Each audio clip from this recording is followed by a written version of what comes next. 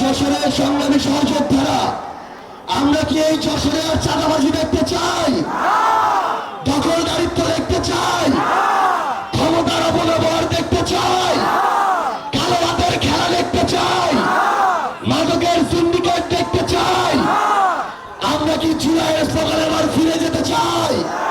আমরা কি একসাথে ফিরে যেতে পারবো? আবার জুলাইয়ে সবাই একসাথে কণ্ঠে কণ্ঠ মিলিয়ে 1 মিনিটের জন্য আমরা আবার জুলাই ফিরে যেতে চাই। অ্যাকশন অ্যাকশন চাঁদাবাজের বিরুদ্ধে যশোরের অ্যাকশন, দখলদারের বিরুদ্ধে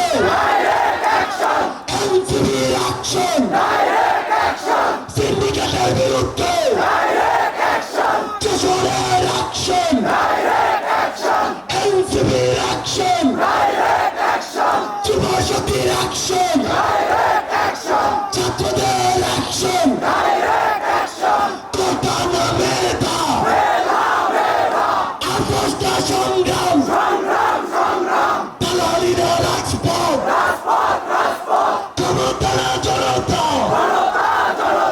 দিয়েছি তো রক্ত, আরো দেব রক্ত,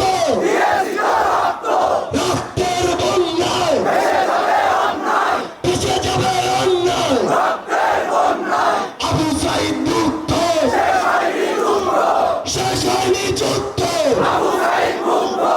ইনকিলাব ইনকিলাব ইনকিলাব ইনকিলাব, দিল্লি না ঢাকা, দিল্লি না ঢাকা, দিল্লি না যশোর, দিল্লি না যশোর। যশোরের সংগ্রামী সহযোদ্ধারা, 24শে জুলাই পেরিয়ে আমরা 25শে জুলাই এসে উপস্থিত হয়েছি, কিন্তু সেই 24শে আকাঙ্ক্ষা আমরা ভুলিনি, আমরা ভুলতে দিব না। আগামী বাংলাদেশে কোন চাঁদাবাজ, দখলদার, সিন্ডিকেট চালনাকারী, কোন অপকর্মকারীর আর জায়গা হবে না। এ পর্যায়ে আমাদের মাঝে বক্তব্য রাখবেন বহুল কাঙ্ক্ষিত 24শে অভ্যুত্থানের আমাদের সহযোদ্ধা, যার স্লোগানে প্রকম্পিত হয়েছে বাংলার রাজপথ, আমাদের 24শে অভ্যুত্থানের মহানায়ক, জাতীয় নাগরিক পার্টি এনসিপির সংগ্রামী আহ্বায়ক জনাব নাহিদ ইসলাম। তোমার নেতা, আমার নেতা নাহিদ ভাই, নাহিদ ভাই, তোমার নেতা, আমার নেতা, তোমার নেতা, আমার নেতা।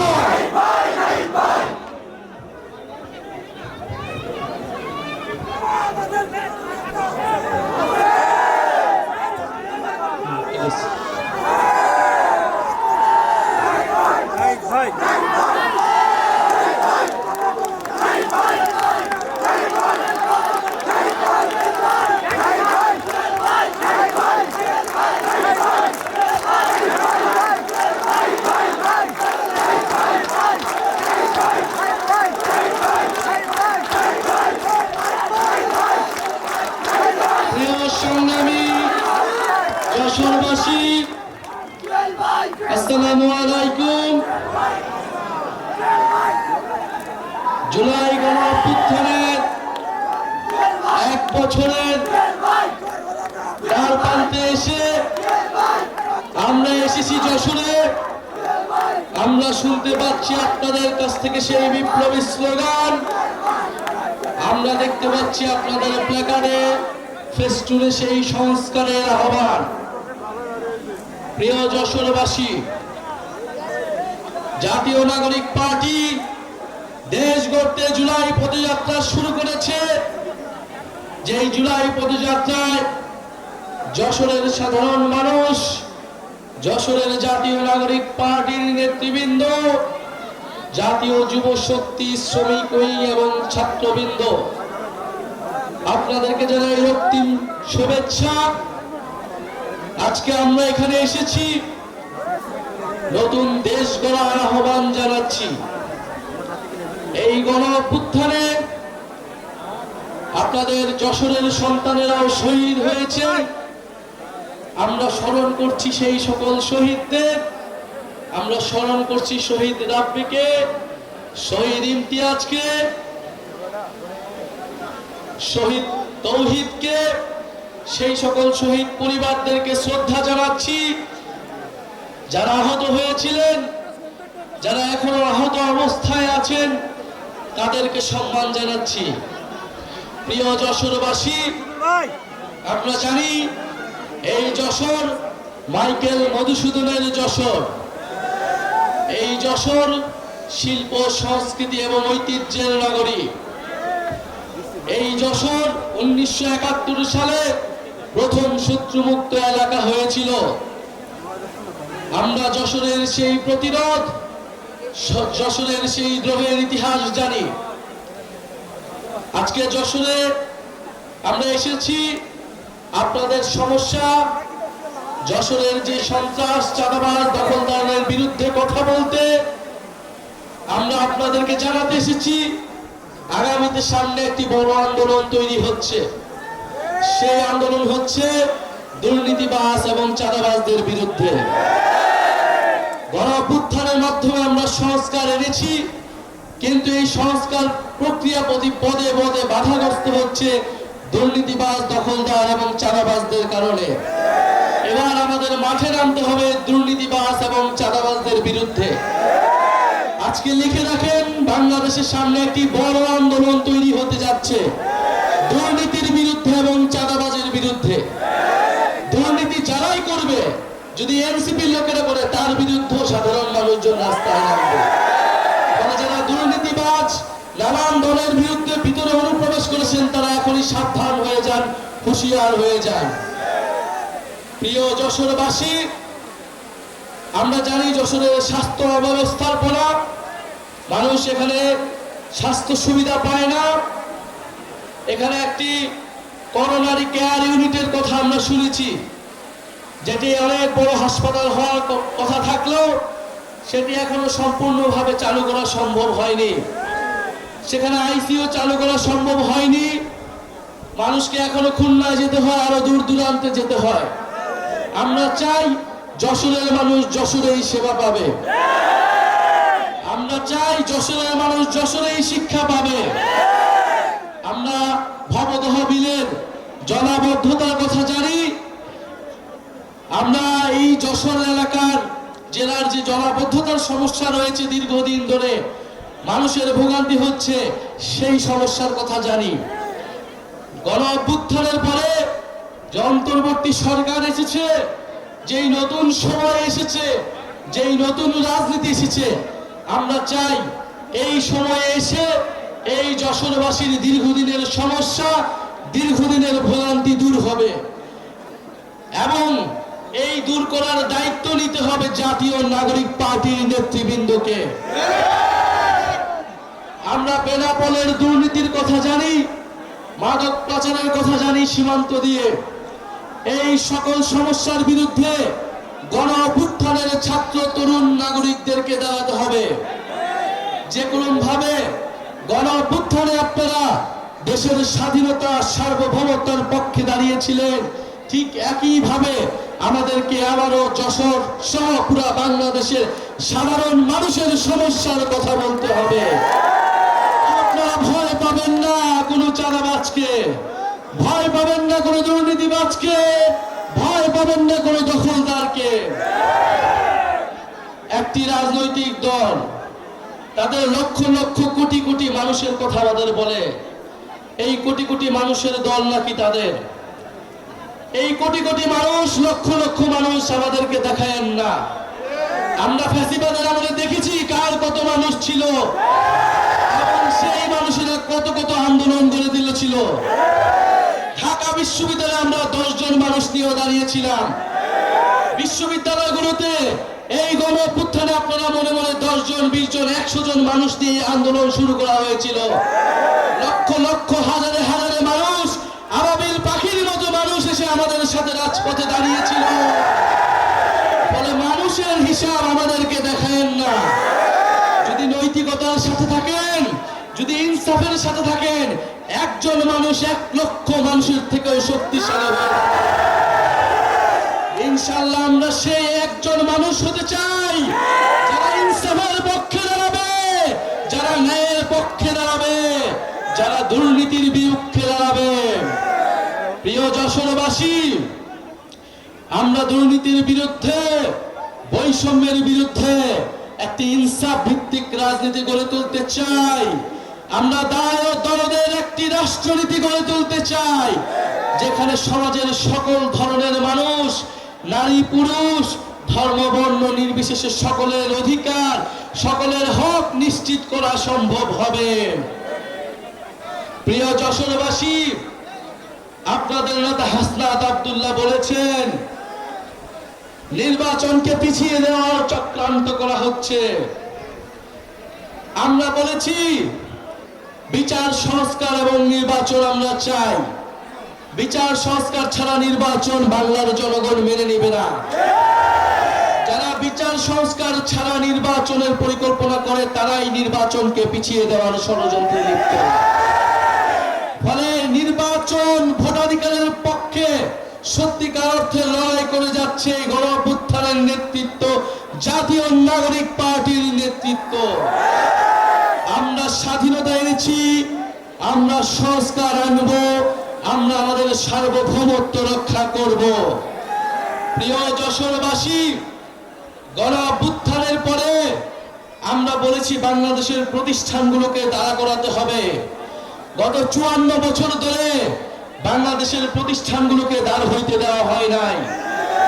বাংলাদেশের যে রাষ্ট্রীয় প্রতিষ্ঠান, সাংবিধানিক প্রতিষ্ঠান, জনগণের প্রতিষ্ঠান, তাদের সবসময় দলীয়করণ করা হয়েছে।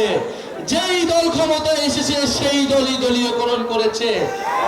খালি হাসিনার ভাগ্য ভালো, তারা 16 বছর ধরে থেকে সম্পূর্ণভাবে দলীয়করণ করতে পেরেছে, অন্যরা সেটা করতে ব্যর্থ হয়েছে।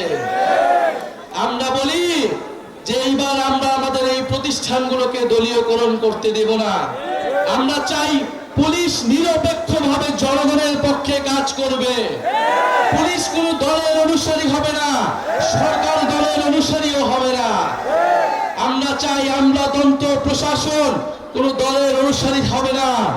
পুলিশ প্রশাসনের প্রমোশন কোন রাজনৈতিক দলের নেতা, সরকারি দলের নেতার উপর নির্ভর করবে না।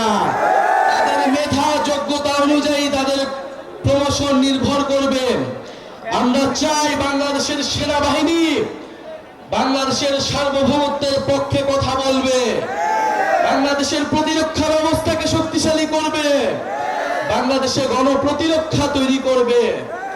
আমরা চাই না এই সেনাবাহিনীর অফিসার, তারা ডিজিএফআই অফিসার, তারা গুমের সাথে জড়িত হবে, সেনাবাহিনীর মতো প্রতিষ্ঠানকে কলঙ্ককরণ করবে। আমরা এই কলঙ্ক দূর করতে চাই। আমরা বন্ধুগণ, নির্বাচন কমিশন গত 16 বছর সবচেয়ে বেশি দলীয়করণ করা হয়েছে। সবচেয়ে বেশি ভেঙে পড়া প্রতিষ্ঠান হচ্ছে এই নির্বাচন কমিশন। যারা তিনটা ভোটকে নস্যাৎ করেছে, জনগণের ভোটাধিকারকে যারা নস্যাৎ করেছে, এই নির্বাচন কমিশনকে অবশ্যই শক্তিশালী হতে হবে। এই নির্বাচন কমিশনকে নিরপেক্ষভাবে নিয়োগ দিতে হবে। কিন্তু আমরা দেখতেছি এই নির্বাচন কমিশন, এই দুদক, এই পিএসসি যেরকম ভাবে আগে নিয়োগ প্রাপ্ত হবে, এখনো নাকি সেইভাবেই নিয়োগ প্রাপ্ত হবে। আমরা সেই আইন সংস্কার চেয়েছিলাম, সেই সংস্কারই আমরা চেয়েছিলাম যেখানে আমাদের সাংবিধানিক প্রতিষ্ঠানগুলো নিরপেক্ষভাবে জনগণের পক্ষে কথা বলতে পারবে। যদি গণ অভ্যুত্থানের পরেও আমাদের পুলিশ প্রশাসন, সেনাবাহিনী, আমাদের নির্বাচন কমিশন যদি ঠিক না হয়, জনগণের পক্ষে না হয়, তাহলে এই দেশের ভবিষ্যৎ সম্পূর্ণভাবেই অন্ধকার। কিন্তু এই গণ অভ্যুত্থানের নেতৃবৃন্দ, জাতীয় নাগরিক পার্টির নেতৃবৃন্দ সেই অন্ধকার আসতে দেবে না। গণ অভ্যুত্থানের মধ্য দিয়ে যেই প্রতিশ্রুতি আমরা এই দেশের মানুষকে দিয়েছিলাম, ফ্যাসিবাদী ব্যবস্থার বিলোপ, এমন নতুন রাজনৈতিক বন্দোবস্ত প্রতিষ্ঠা, ইনশাআল্লাহ আমরা সেই বন্দোবস্ত প্রতিষ্ঠা করব। আমরা সেই ইনসাফ ভিত্তিক অর্থনীতি প্রতিষ্ঠা করব, সেই কল্যাণ ভিত্তিক অর্থনীতি প্রতিষ্ঠা করব। আমরা সেই বাংলাদেশের জনগণের পক্ষে বাংলাদেশপন্থী রাজনীতি ও পররাষ্ট্রনীতি প্রতিষ্ঠা করব। প্রিয় যশোরবাসী, আপনারা যে এসেছেন, জাতীয় নাগরিক পার্টি, জাতীয় যুব শক্তি এবং শ্রমিক উইং এবং যশোরের সাধারণ ছাত্রবৃন্দ এবং আমাদের গণ অভ্যুত্থানের প্ল্যাটফর্ম বৈষম্য বিরোধী ছাত্র আন্দোলন, আপনাদের সবাইকে জানাচ্ছি ধন্যবাদ। আমাদের এখানে যশোরে যারা রয়েছেন, আমাদের 158 জন সমন্বয়কের মধ্যে 2 জন আপনাদের এই যশোর এলাকার সন্তান। আমাদের রয়েছে সাকিব শাহরিয়ার ভাই, আমাদের রয়েছে খালেদ সাইফুল্লাহ জুয়েল ভাই, আমাদের রয়েছে ইয়াহিয়া জিসাল ভাই। ইনশাআল্লাহ তারা যশোরবাসীর মানুষের পক্ষে থাকবে, মানুষের অধিকারের পক্ষে থাকবে, ইনসাফের পক্ষে থাকবে এবং এই যশোরকে যে হারানো ঐতিহ্য, যে হারানো সংস্কৃতি, সেই সংস্কৃতি ফিরিয়ে আনবে। যশোরবাসীর যে প্রকৃতি উন্নয়ন, সেই উন্নয়ন নিশ্চিতে কাজ করবে। ইনশাআল্লাহ আপনারা যশোরে শক্তিশালী ঘাঁটি তৈরি করুন।